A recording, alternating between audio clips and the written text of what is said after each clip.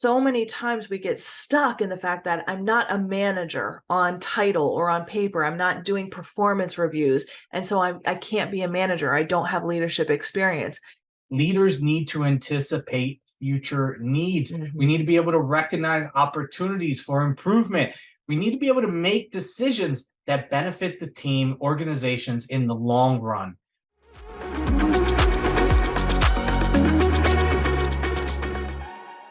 Welcome to today's episode. We hope you enjoyed last week's episode. Are you guilty of making these 3 mistakes during your job search? If you hadn't had a chance to watch or listen yet, make sure to check it out or send it to a friend or colleague who might be in a job search. Today, for episode number 3, how can you demonstrate leadership when you're not a leader? We're going to go over some ways. We've got 15 ways. Wow. That's a lot of ways. That's a lot of ways that you can demonstrate leadership even when you're not in a leadership position. And we get asked this all the time, especially people who have been in individual contributor positions, professional positions, but not that management position, especially high achieving individuals who want to showcase leadership, especially on their resumes, and break into management positions. They want to know, how can we do it? Hey, if this is something you're looking to do, we got you covered. I'm thrilled. So you don't need to be a manager to demonstrate leadership, right? Leadership, in our opinion, and in the world, right? It's more about behavior. It's about attitude. It's about mindset. You can be a leader in your day-to-day life and in your attitude. That's what we believe leadership is, more than about holding that specific title or position. And really, leadership is not about controlling others at all, right? It's about inspiring and enabling others to achieve their best. Right? I can't wait to hear what these are. I think we should dive right in.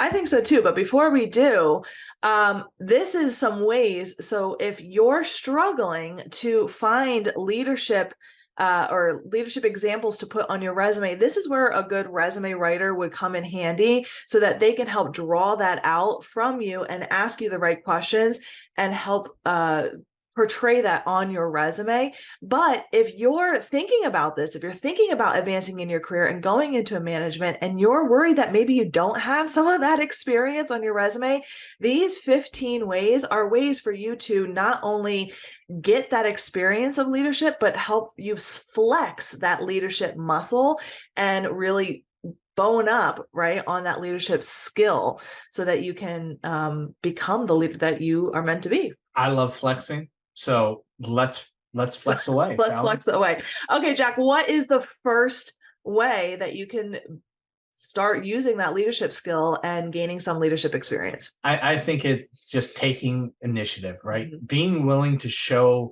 that you are going to take on those responsibilities that are beyond your role. And this could mean a couple things, right? It could be proposing a new project. It could be finding new ways to improve processes, or it could be identifying current solutions to problems that we're having without even being asked. Right? Because at the end of the day, that's what a leader does, right? A leader shows that strategic mindset, and they're always looking for ways to improve upon the situation that they're in, and taking that initiative and saying, hey, I'll lead that project, or hey, I see that we're doing this process, but if we did it just this way or changed it slightly, it would be so much better, faster, efficient, or whatever, right? And being able to propose to your boss, to the senior leaders, hey, I want to take this on. It showcases that leadership ability. I think that's so great. It's so important to take the initiative. Yeah. Carol, what's the next one? The next one is being a role model, right? So if you want to be a leader, it's almost like that saying, dress for the job you want, right? Being that role model, demonstrating the qualities that you wish to see, embodying that culture of your organization or the culture of the leadership that you wish to see. This could be consistently delivering high quality work, exhibiting a positive or neutral attitude, embodying, right, the values of your organization, and being that role model for others, even specifically for new hires or newer or younger people in the organization. Wow, I really love that, especially the one that you said, that positive or neutral attitude. The neutral attitude, that's so important in a corporate situation, because there are sometimes some things happen where it's hard to be happy. It's hard to be positive. We here are not about toxic positivity. You can't slap a rainbow or a butterfly on something and say, everything's great, right? Negative emotions, they are there for a reason, and they're there to teach us or to show us that something is affecting us. And that's going to happen. But when you can get to either a neutral state so that you can be in a neutral mindset to move forward in that strategic mindset, that's really what I believe is self-leadership, right? And that is going to translate into a leadership mentality. Wow, I love that. Yeah. This next one's pretty cool too. And it goes along with the other one. It really does. Yeah. And the third one is mentor or supporting others through onboarding or training. Mhm. And that's one way we can always show leadership, is offering to help our colleagues, sharing your expertise, showing to your leaders that you're qualified to be that person to show that for others, and offering that. That could be a great way to also kind of blend that, taking the initiative. Taking a mentorship role can not only support your colleagues' development, but it also helps foster a more cooperative and positive work environment. And let's face it, it shows you're a team player to your bosses. And at the same time, you can take others' wins and improvement as wins of your own when you're doing it this way. Yeah, absolutely. And think back to when you first started at your organization. If you had a mentor or a buddy that kind of helped along, how much easier was it for you to get acclimated to your company culture, to learn the ropes, right? To figure out the idiosyncrasies of what happens in your company.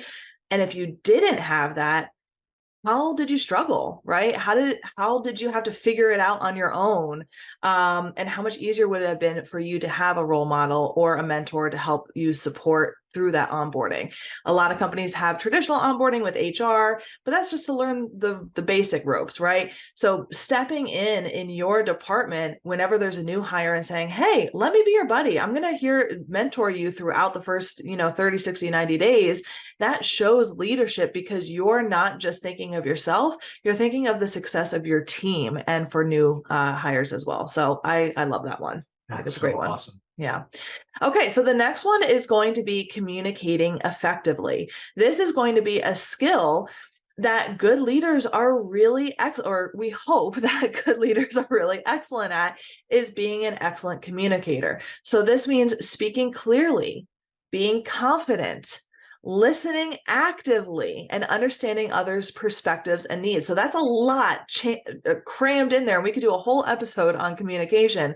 But what I mean by this is, when you have something to say, when you want to contribute to the conversation, speaking clearly, not mumbling and trying to figure out what I know. What? Oh, okay. Speaking confidently, saying what you want to say clearly and accurately.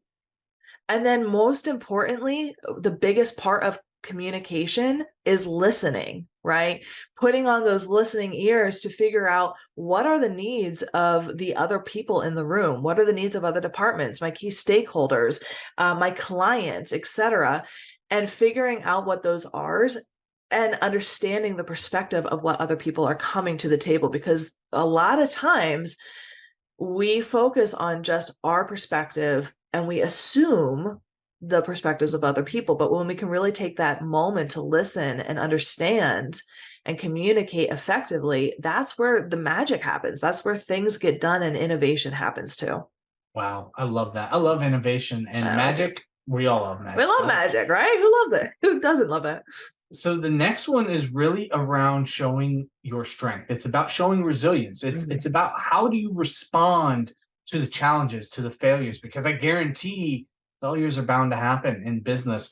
Failures are bound to happen in your career. And how do you handle the stress that produces? That shows your level of demonstrating leadership, being able to stay calm under pressure, learning from our mistakes, being in that win or learn mentality. Hey, we did great. Let's celebrate. Or, hey, it didn't break our way. How can we get better to be able to do it better next time?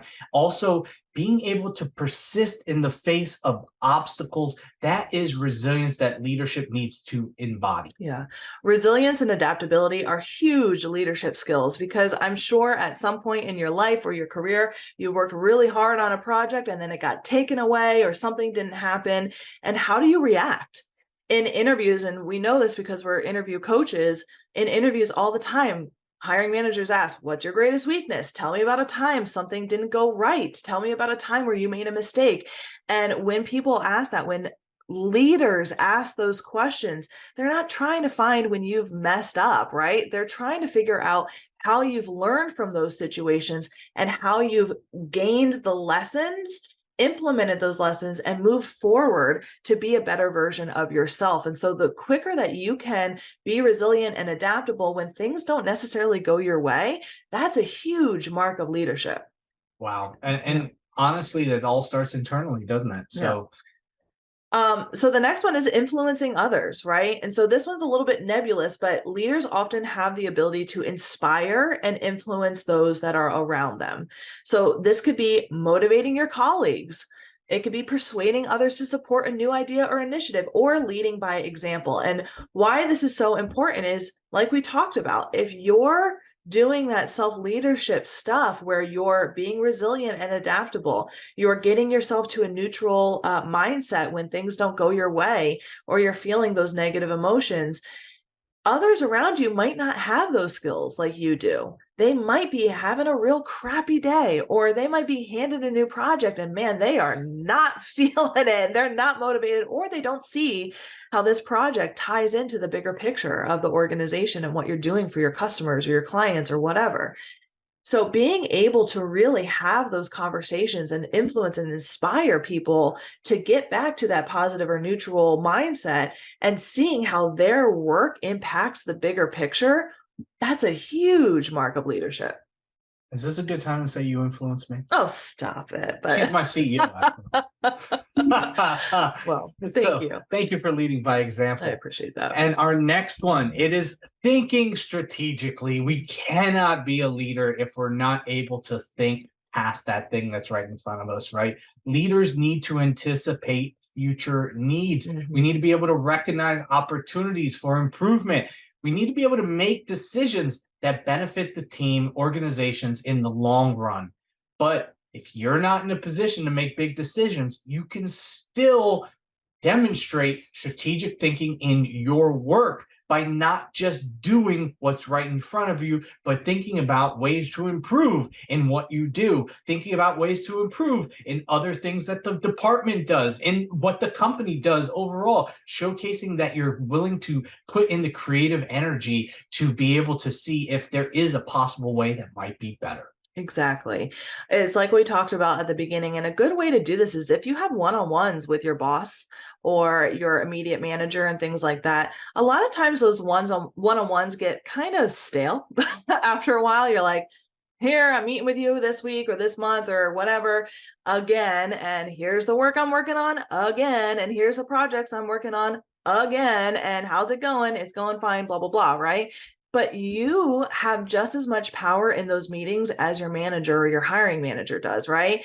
And so what's really great about that is you can say, hey, this week, I really want to talk about, here's the project I'm working on, but I had this idea on how we can actually get the project done faster if we implemented this, or if we did that, or if we brought in collaboration with this team, right? Bringing up those ideas, it's showcasing the fact that you're not just thinking about the task at hand, but you're thinking strategically about how your work impacts the rest of the organization. And that is a mark of a leader. And I'm thrilled whenever anyone can do that. It's fantastic. I think that kind of leads to the next one, which is really leading projects at work, right? Like projects aren't just managed by the dedicated project managers. Projects are headed by volunteers within the departments. They need cross-functional collaboration to be able to know what's happening in the department. We can't just leave it to that one person whose job is to move the project at a high level. You need to be able to roll your sleeves up, get your hands dirty, and do the work. That player coach, right? If you're not the manager, if you're not the supervisor, it doesn't prevent you from saying, you know what? I think I have an insight here that I would be very beneficial to be able to provide some guidance on how we do this. Is this something that you're looking for a lead to be able to take over? I'd be more than willing to jump in on this project. And what's really interesting about this one is I want to challenge you to think about leading projects at work differently from leading projects in school. So when you were in school, and I know the memes go out there all the time, right? My favorite meme out there, it makes me laugh all the time, is I'm gonna butcher it, but I want people when I pass away and my casket is being lowered, I want it to be the people that I was in a group project with in school so that they can let me down one more time, right? Like, oh, I hated group projects in school. They always let me down, and I always felt like I had to do the whole project my own damn self, right? What I want to challenge you when it comes to leading projects at work is not to, hey, I volunteered to do the whole project myself. I volunteered to lead this project. And one of the biggest advantages of leading a project when you're not necessarily a manager is you get to flex your delegating skills. And you get to do it with sort of some of the safety and the backup of having a manager supporting you in doing this. So when it comes to this is, hey, I want to lead this project, but I want to know who are my resources, who can I pull in, and what is the support I have from you, hiring manager, in order to get this done. And then go out and flex those delegating muscles and break up the project into a timeline that meets the deadline and hand out different parts of it. And then create meetings with the people that you're working with to ensure that everything's on time and meeting that deadline so that you're not handling the whole project, you're leading the project and delegating work out to other people so that you can get that practice of leading a team to get something done with the support of your boss backing you up. I think that's so important to have the support Yeah. because, being able to know what all the key stakeholders, the collaborators, who you get to delegate to, and knowing that you're not alone. And when taking on a project, that's key, right? Because you don't want to be in a silo just with all the stress on yourself. So I Absolutely. love that. Yeah. Great point. The next one we're going to be talking about is volunteer work. Many nonprofits and community organizations are in need of volunteers. Mhm. They need people with your skill set to be able to lead their projects or their initiatives. And this can be a great way to be able to gain leadership experience when you're not directly in a leadership position. It also benefits you because, hey, we're giving back. It's a cause we care about. And that is a great way to be in an expansive, regenerative energy to be able to fuel your life more. Mhm. Absolutely. And most nonprofits, they put on events to raise money, fundraising activities, community events, things like that. And most of the time, those are massive projects that include connecting with donors or customers, right? Donors, connecting with people within the organization, putting on a project with a specific deadline, and organizing a lot of things. And this takes a lot of leadership skills and ability. And like Jack said, it's a great way to really dive in and gain some of that leadership skills because you're doing it for something that you love. And I guarantee wherever you live, there is going to be a nonprofit or community organization that you can get involved in because they are everywhere, everywhere. Love that. Love that. Well, I guess that kind of does lead us to this next one. Do you want me to go ahead and Go take ahead, this please. one? It's participating in clubs or groups, right? It's whether it's a hobby, a nonprofit, a sports team, something outside of your professional organization or affiliated with your professional organization. There are often opportunities to take on leadership in those types of segments because as a club president, as a event coordinator, as a committee chair, as a what is the one that handles the money as well? Treasurer? The treasurer, right? Mhm. They need people to be able to manage the money. They need people to be able to reach out and set events, to be able to set up email lists, to let people know, create social media content. They need people for these things. Mhm. But ultimately, if you're not doing that, it's just an opportunity that's passing you by. Mhm. Absolutely. I love that. The next one is going to be mentoring or coaching. Now, we talked about mentoring within an organization in your team, but this could be, mentoring a less experienced colleague within your industry, right? How many times have a high school student said, oh my gosh, you do exactly what I want to do. Or potentially you're now an alumni at a college where now you can turn around and be a mentor or a coach to someone who is graduating with the same degree that you did. And now you're in the field that they want to work in. Being that mentor and helping guide someone into the right actions or the next right step is absolutely fulfilling, not just for yourself as a mentor, but you're guiding the next generation, right?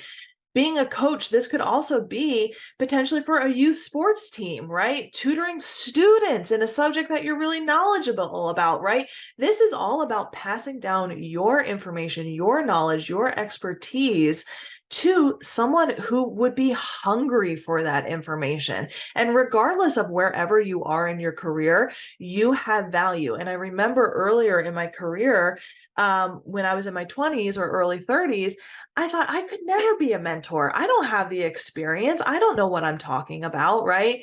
But then there were people that were, in my HR career from another department that were like, I would love to get into HR at some point in my career. Can you tell me how you pivoted into that? And I fell into mentorship, and it was a beautiful relationship, not just for me, but I get to see the people that I've mentored go on and have beautiful HR careers. And so it's really fulfilling. And that gave me the leadership ability to help lead someone one-on-one in that mentorship capacity. And then in the coaching capacity, I know Jack has coached sports teams and, fitness groups and things like that as well. And that creates a really, really great opportunity to lead. So important to practice. Just because it might not necessarily be in the professional space, it does not mean you're not taking your knowledge and passing it on to somebody else. And being able to be a good communicator and being able to discern knowledge and being able to pass that along, that is a key muscle that we need to build if we're looking to become a leader in our career. Absolutely. The next one's kind of fun. Now, I'm not advocating, leaving your job and being an entrepreneur. We are entrepreneurs, and I like to say we traded our 9 to 5 for a 24/7. But buyer beware. But starting a side project or a side gig or a side business is a really great way to learn that leadership ability. When you start a side business, you're now responsible for everything when it comes to managing your finances and your expenses, marketing your side hustle, communicating with clients and customers, or even just starting a side project that might give back to the community, things like that, right? When you're running these things, it offers valuable leadership experience. This could be an online store, a blog, a small consulting service in a field that you're knowledgeable about. Maybe, we've talked to data analytics professionals who've created platforms that have helped in sports, in, all of this different type of stuff. Whatever it is, even if it's becoming an influencer on TikTok, that becomes even a job. So all of the different types of ways that you can start a side hustle or even a side project is a way that you engage with other people in something that you're managing and leading. And this becomes a great way to delegate and communicate with stakeholders, clients, etc. Not to mention, now you've got some new KPIs to go on that resume. And maybe some extra money. I'm not going to turn that down, that right? can't hurt. A little bit of extra coin. So number 13. Oh my gosh, we're moving right along. Wow. Leading a learning group or book club. So when you're knowledgeable about something, we've talked about this, right? Whether it's volunteer, whether it's anything that you've got a passion for, being in a position of leadership is going to be key because you're going to get practice planning meetings, leading discussions, facilitating those discussions around the group, which couldn't be a more key skill for a leader to be able to make people feel seen, heard, and push the conversation around so everybody has a chance to say something. Yeah, I love this option, right? book clubs, hobbies, a knitting circle, if that's your jam, if it's a sports fantasy football league, if it's a Dungeons and Dragons group, whatever it is, it doesn't have to be a specific book club or we're going to learn how to code in this group. It doesn't have to be that. It can be fun. But what does this teach you? Let's take a fantasy football league or a book club, for example. You have to coordinate logistics for meetings. You have to coordinate participants and make sure that they're involved, potential dues if there's money involved, and then also what books to read, getting people involved, engagement, all of that stuff, and then the actual meeting logistics itself. So all of this really is leadership experience in and of itself. I love that. Yeah.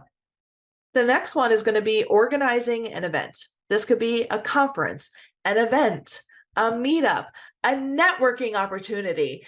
You know, what's really great about doing all this is, hey, the sky is the limit. You can organize an event for anything. It could be a meetup for, you know, hey, we all love this comic book and I want to get all the comic book heads together in this area, right? It could be whatever it is, right? So organizing events, it involves a lot of various leadership skills, including strategic planning, team management, problem solving. So even if you're potentially looking to advance in your career and you want to make it career related and you're in marketing, creating a, let's say you're living in Iowa, right? I want to get create a networking event for marketing professionals in central Iowa. I don't know. If you're in Iowa, put it together. What's up, Des Moines?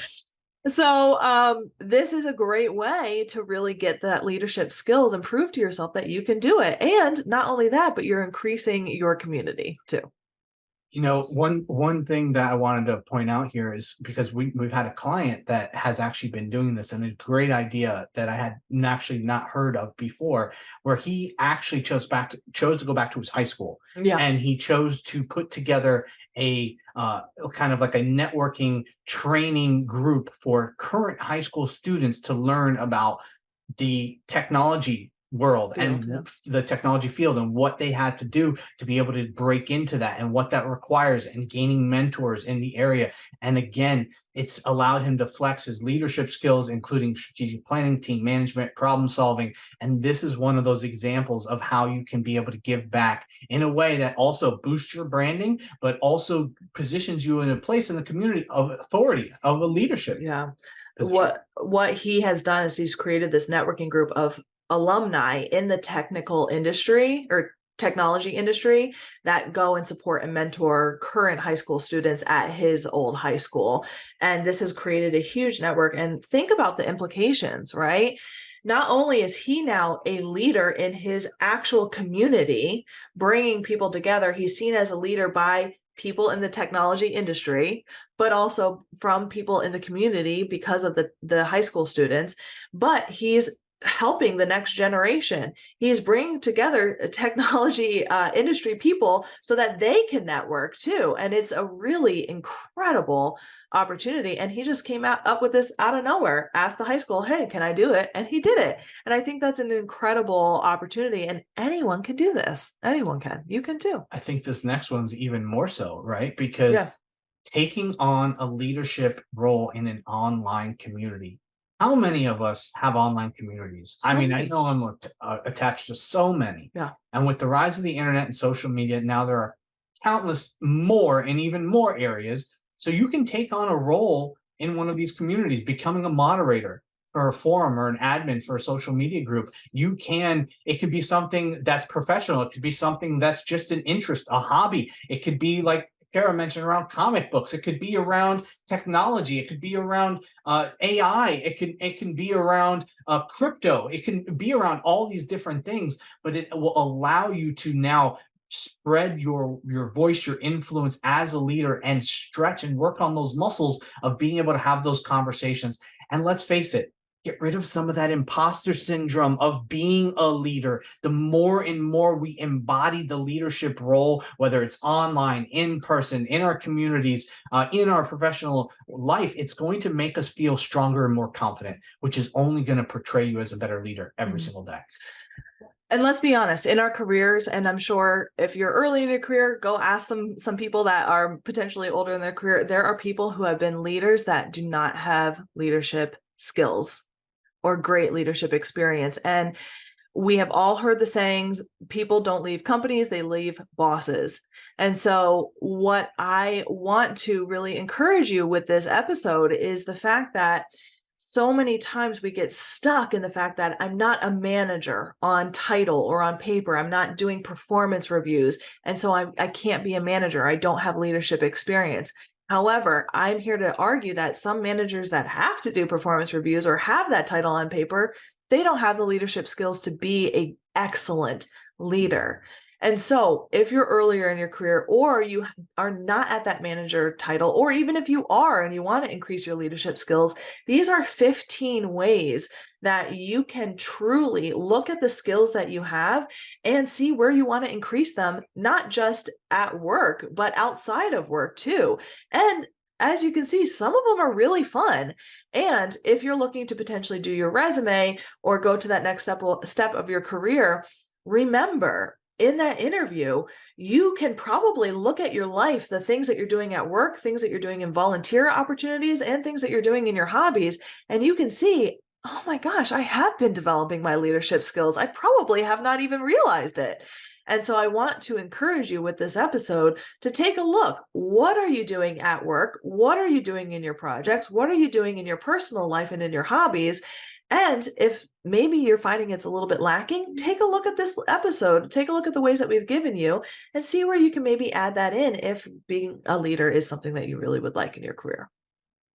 We really hope you enjoyed today's episode. Next week, for episode number 4, we'll be talking about the 5 fears that break careers. Ooh. If you enjoyed the show, please take a moment to subscribe to our podcast and leave us a 5-star review on your favorite podcasting platform. Your feedback means a lot to us and helps others discover the Career Advancement Academy. Thanks for listening.